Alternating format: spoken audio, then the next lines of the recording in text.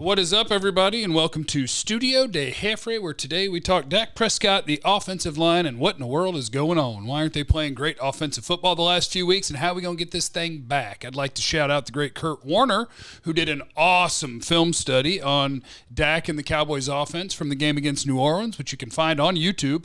I believe he calls it QB Confidential, but just look up Kurt Warner on YouTube, and you can find it. And what I did is I went through all the plays that he was breaking down for Dak Prescott and the Cowboys offense, and I said to myself, okay, can we find any common themes in these? Can we find the explanation other than didn't do a great job on every play, right? So I'm going to take you through the 12 plays that Kurt Warner broke down of Dak Prescott and the Cowboys offense, and then I'm going to give you my takeaways from what some of them are. So the very first play that he's breaking down is a play where they're going to have two wide receivers. They're both going to run a deep stop route. They're going to turn that stop route into a stop and go if there's not a safety over the top, right? So the defense is showing you we've got one deep safety, the other safety is down.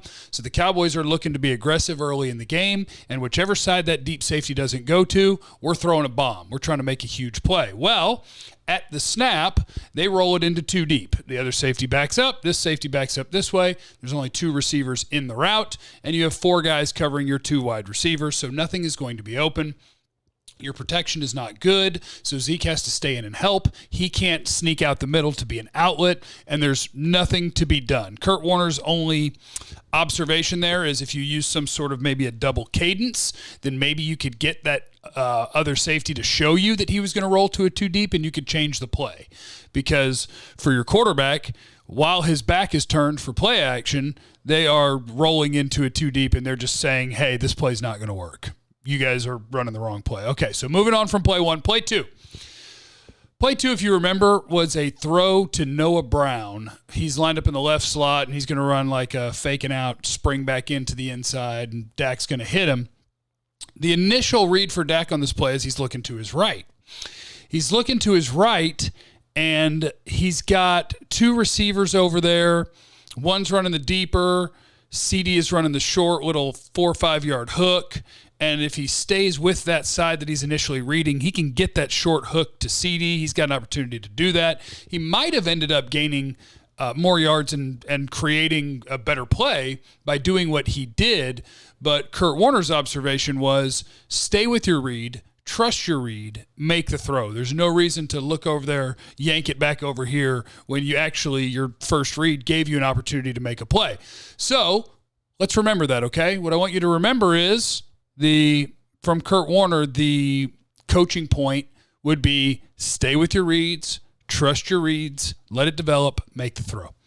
Play three is the third down play where he threw it to Tony Pollard. Warner's going to blame the offensive coordinator here because Tony Pollard and Dalton Schultz are lined up right next to each other. So when he runs his shoot route and it's man coverage, they're not far enough apart for it to create any traffic. The guy covering Pollard just runs over top of the other defender and runs right to Tony Pollard. Now, Dak didn't set his feet and did not get the ball out in front of Pollard where maybe he has a chance to get a first down.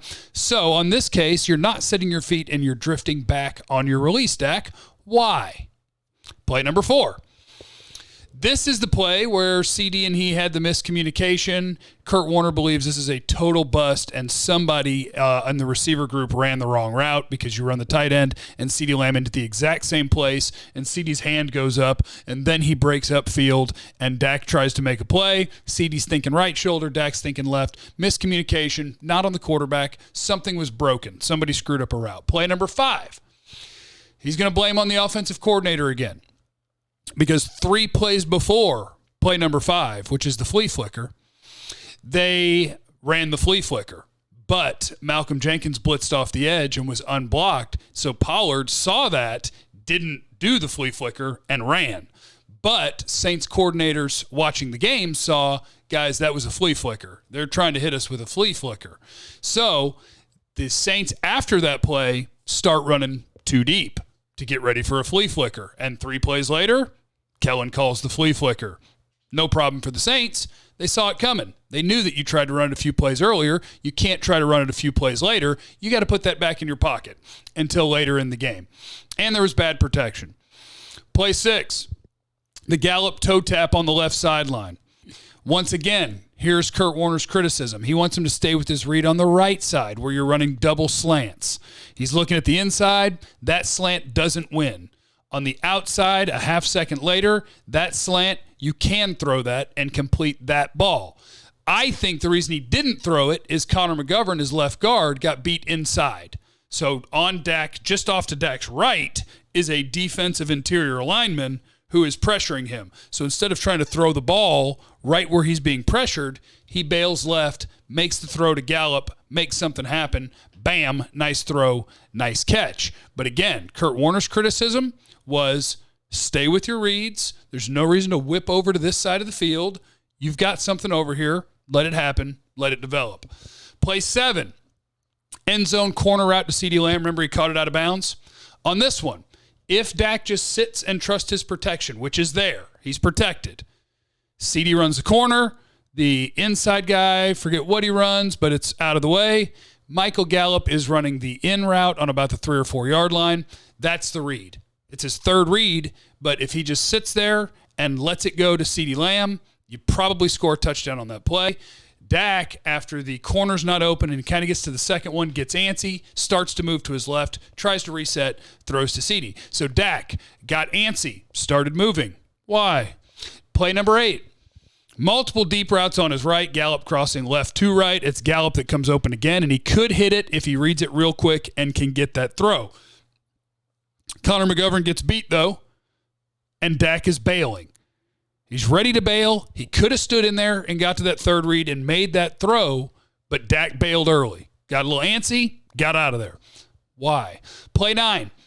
Dalton Schultz on a corner route, CeeDee on an out route on the same side on the left. So it's a high-low play. You got one guy going high, one guy going low, and you're going to read the corner and decide where you're going with this ball.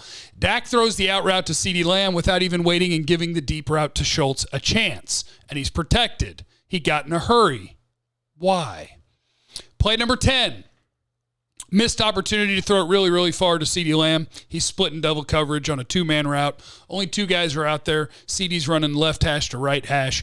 If you throw it 50 yards over the opposite side safety, you have a chance to make a giant play. Didn't throw it. Play 11. Slant to Zeke on Marshawn Lattimore, which is a bad idea anyway. But Dak's drifting on the throw. Lazy footwork, drifting away from the defense. Why? Play 12, interception. No one was open. CeeDee didn't have a chance. He got hit in the face, blah, blah, blah, blah. It was all bad. So here's my takeaways from this study, which Kurt Warner, I think, did an incredible job. He's really, really good at this. My takeaway is that the quarterback has got to trust his reads, and here's the hard part, is he's got to trust his protection, even though his protection's not good.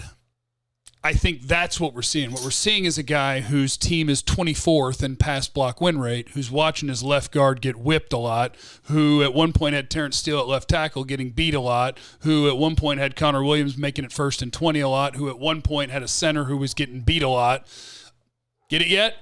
So what I think is happening here is what can be big-time danger for a quarterback is you have gotten accustomed to your offensive line getting beat, so even when they don't, you're playing as if they have. That, okay, dogs, they must really like the point I'm making.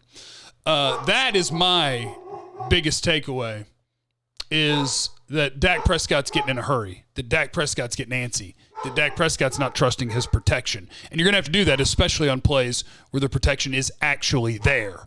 That is my grand conclusion. Oh, and my other grand conclusion is Connor McGovern is getting whipped. Connor Williams needs to go back in. Or, if you guys heard Jerry Jones today on 105.3 The Fan, he was talking about how both Lyle Collins and Terrence Steele are both amazing and they're both the same player, and so they're both going to play right tackle. That's stupid. I just want to get that out there. That's stupid. What they should do, if they honest to God believe that Terrence Steele is as good as Lyle Collins at right tackle, which he's not, but if they believe that, then what they should do is go, oh, well, we benched Connor Williams because we don't like the penalties he committed. Connor McGovern has been really bad trying to fill in.